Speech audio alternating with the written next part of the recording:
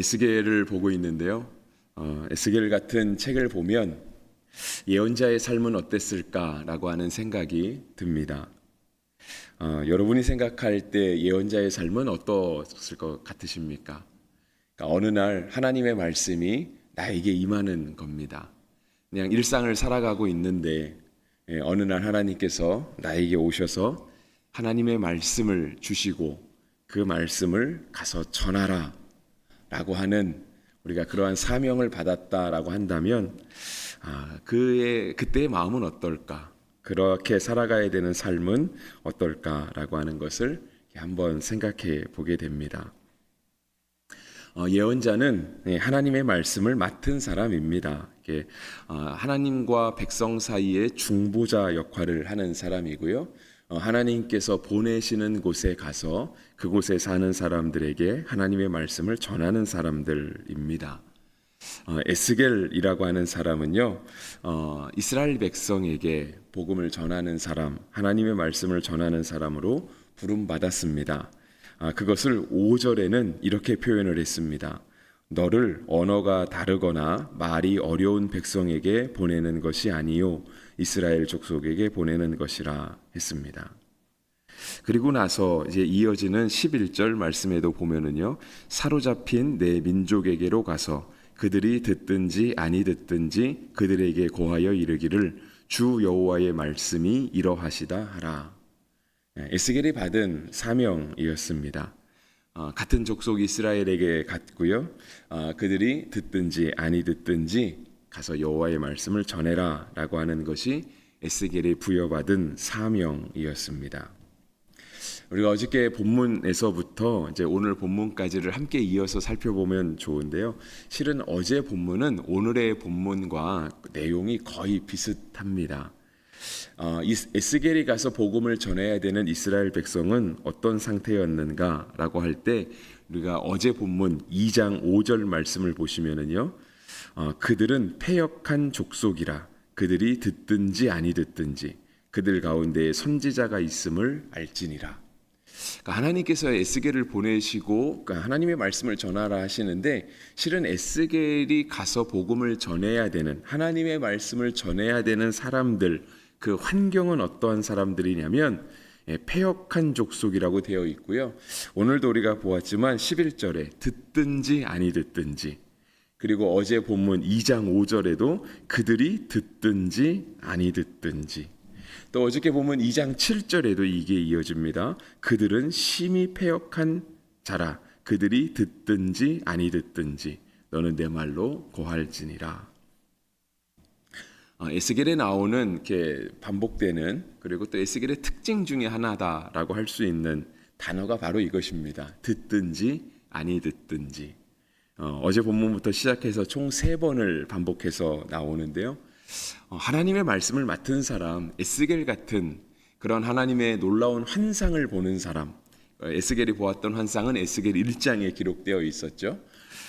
그렇게 하나님의 놀라운 이적들을 경험한 에스겔이라 할지라도 그러한 하나님의 사람이 가서 복음을 전해도 안 듣는 사람들은 있습니다.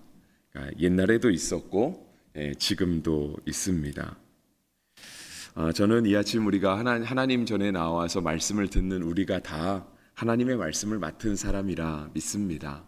먼저는 우리 가운데 선포되었죠. 우리의 삶 가운데 하나님의 말씀이 선포되었습니다. 그래서 우리는 하나님의 말씀을 들은 사람, 맡은 사람이 되었죠. 오늘 우리가 하나님의 말씀이 우리에게 먼저 임할 때 행여라도 이스라엘 백성처럼 듣든지 아니 듣든지 하는 사람은 되지 않게 되기를 간절히 바랍니다. 그리고 또 우리에게 주신 하나님의 말씀을 가지고 또 우리는 우리 주변에 있는 사람들에게 하나님의 말씀을 증거할 것입니다.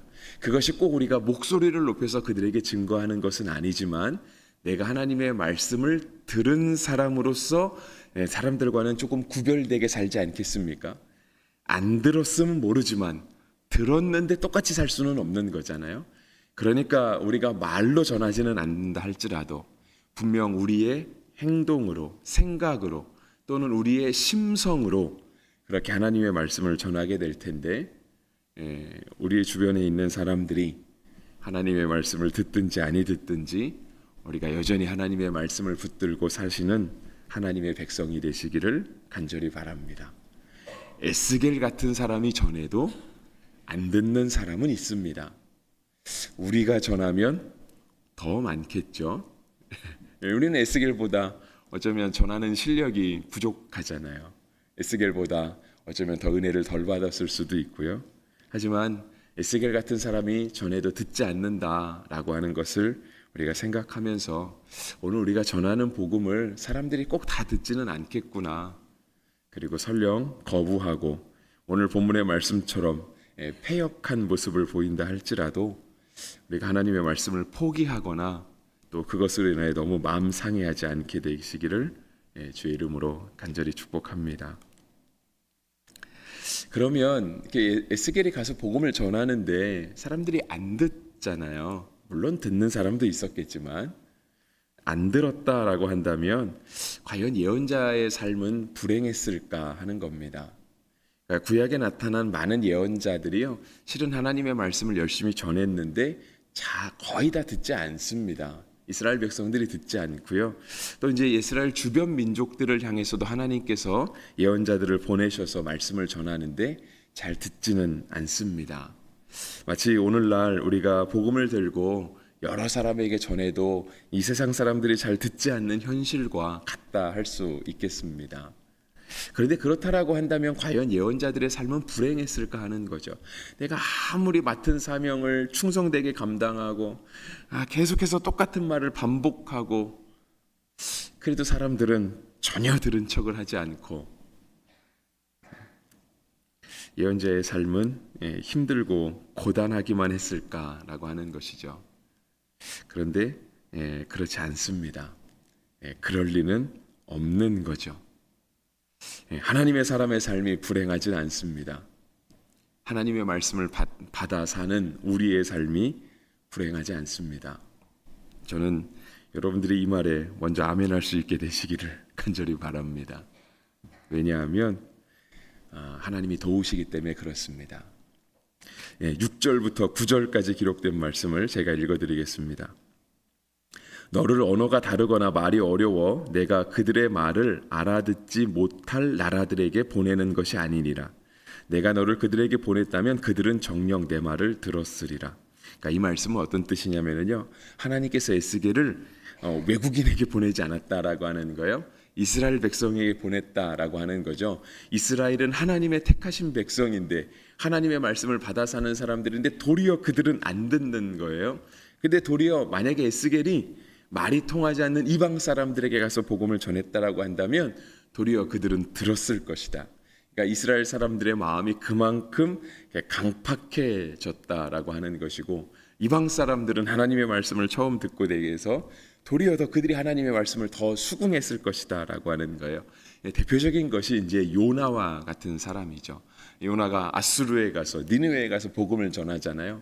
요나는 생각하기에 가서 전하면 그들이 안 들을 거라고 생각을 했어요. 그런데 니느웨 사람들이 요나가 전한 복음을 듣고 회개하잖아요. 그러니까 하나님의 말씀이 이제 그런 뜻입니다. 근데 7절에 이렇게 말씀하세요. 그러나 이스라엘 족속은 이마가 굳고 마음이 굳어 내 말을 듣고자 아니하리니 이는 내 말을 듣고자 아니함이러라 했습니다.